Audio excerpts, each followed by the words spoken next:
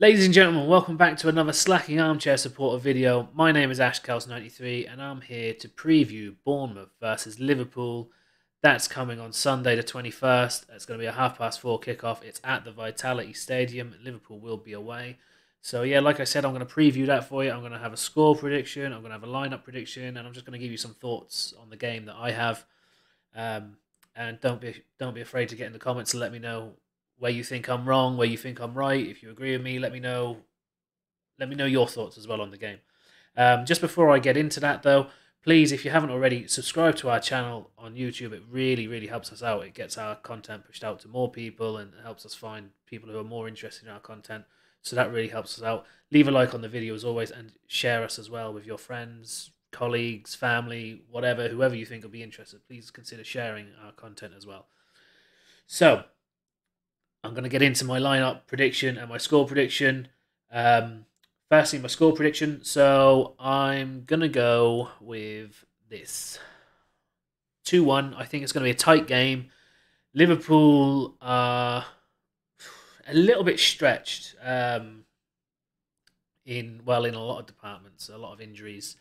I still think we'll should be able to win this. Bournemouth are on a brilliant run. 7 wins in their last 9 games and only 1 loss. Brilliant run of form for Bournemouth. Liverpool are on probably something similar. I'm not exactly sure of the Liverpool form, but we've been good anyway. I know we've been good because I've been watching all of the games, and it's just they just keep finding the way to win. So this will be a very interesting game, especially with Liverpool not being able to be full fitness, not be able to put out a full squad. You'll see in my lineup prediction, I've sort of just messed about a bit. But that's how I think we will line up. I'm going to get into my lineup prediction now as well, actually. So here it is. There has been an injury update for Trent, Robertson, and Szoboszlai, not available for this match. Klopp has said, but possibly will be in contention for the next game, which is Fulham in the midweek, the second leg of the Carabao Cup semi-final. So that'll be a huge boost having them three back. So yeah, with that in mind, and with the likes of Endo being out, Tsimikas is out injured. Endo is at the Asian Cup. Salah at the Africa Cup of Nations.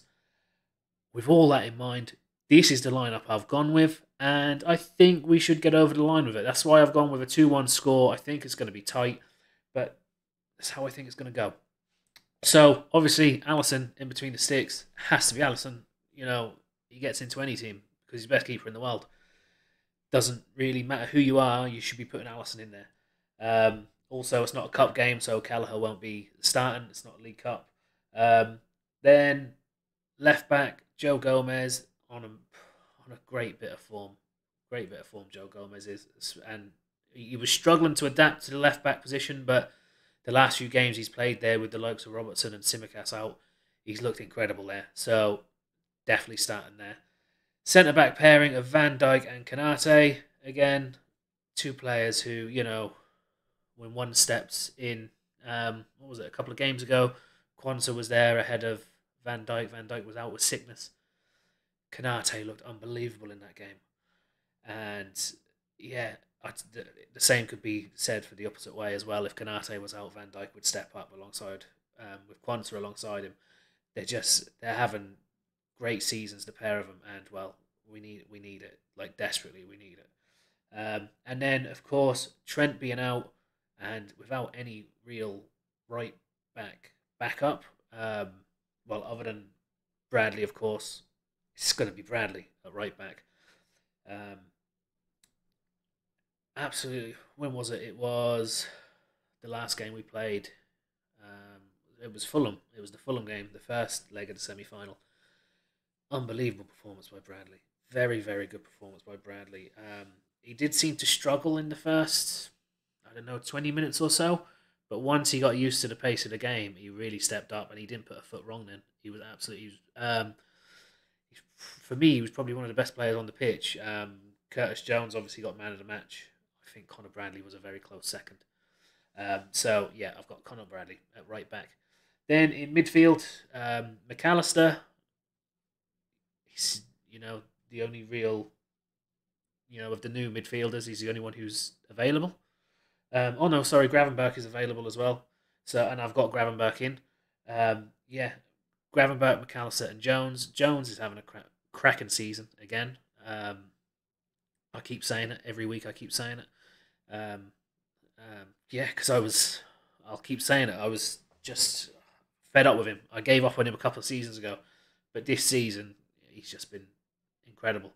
So he should be starting. He should be, one of the first names on the team sheet. And well, unless we have everybody back, then he'll have to fight for a place. But he's well capable of doing it, I think, at this stage.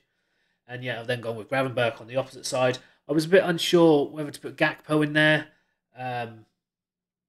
just because I think Gakpo is better coming from a deeper role, sort of in behind the front three. But at the same time, if you have Gakpo on there, you then don't have a massive like amount on the bench if you ever need to change the game. Like our stats for this season so far with Klopp substitutions, our substitutions have had like 30 goal contributions or something. It's the highest amount ever from a Premier League side or something. I think it's something like that. I can't remember. I read some stat anyway about a massive amount of goal contributions from substitutes. So, and I don't think that Klopp would start Gakpo, because at least if he has Gakpo and, well, in this case, Núñez on the bench, he's got two players that he can bring on who can change a game. So that was my thinking in putting Gravenberch in. I'm not saying Gravenberch can't come on and change the game. I just think Gakpo is more likely to come on and change a game if it's needed, if we're not already out of sight, or if the game is a bit tight, or even if we're behind, if we're trailing by a goal. I think Gakpo is more likely to come on and change a game alongside Núñez than Gravenberch is, because Gravenberch still is only 21. He's still got a lot of development to do. And yeah, well, we will see it, but at the moment, I just don't think he's ready for that yet. And then the front three, I've gone with Elliott out on the right again because I wanted to have two players on the bench who could come on and make a difference. Again, not that I'm saying that Elliott can't. I just think the likes of Núñez would be more likely to come on and make a difference. I also toyed with putting Jota out on the right and Núñez up top. Maybe that will happen. But this is what I've gone with because I think, well, Elliott deserves his chance. And I think that this team is enough to actually get past Bournemouth. If we can get out and play our game and do what we have to, we can go on and get the win with these players. So that's what I'm hoping for. But this is, anyway, this is what I've gone with. And then I'll go with Diaz out on the left. Diaz is, the last few games has been incredible. Was really starting to worry about him. I thought he'd fallen off it a bit. His form was very poor, but he's come back into it the last couple of games, and he's looked an even better player than when we first signed him. So happy for Diaz to start up on the left, and then Jota through the middle, because he's an assassin in the box, isn't he? So, and that's exactly what we're going to need against Bournemouth. Like I said, it could be Núñez in the centre, Jota out on the right. Could be Núñez on the left, Diaz on the right.